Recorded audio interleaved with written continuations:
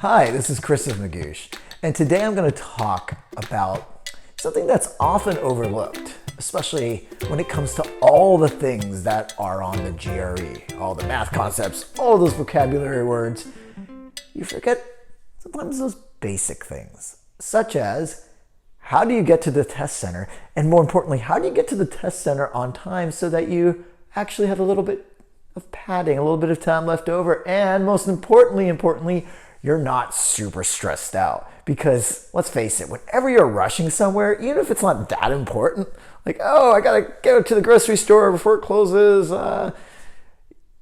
we get worked up, we get stressed out, we get out of our zone. So think about test day itself. You've studied prep for perhaps months, and all of a sudden, you're running 10 minutes late because the public transit system is not on time, or the way I always go, the lights are usually green, but today they're all red.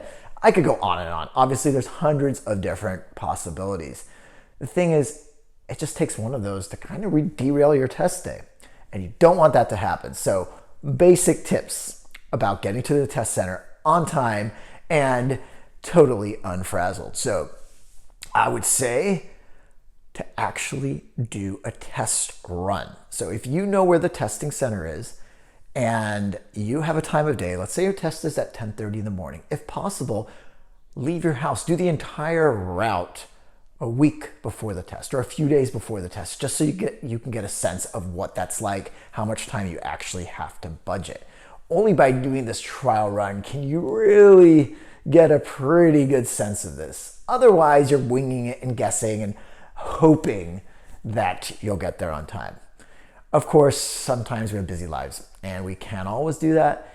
So use technology as much as you can. Look on your smartphone. How long does it take to do step A to get to the testing center, or step B, and then add those times together. Let's say you have to get out of your house, you have to catch the bus, you have to jump on whatever public transit system your city provides, then you have to walk the 4 blocks.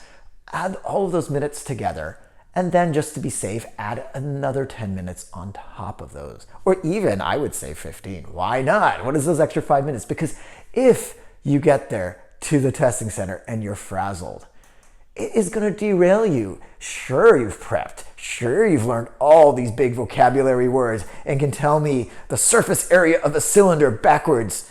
Doesn't matter if you are frazzled and you're worried that you're going to miss your appointment and oh my gosh, what's going to happen?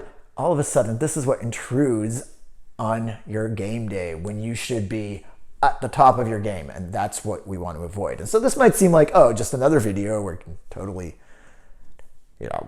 not pay that much attention to and forget because I didn't teach you something GRE specific.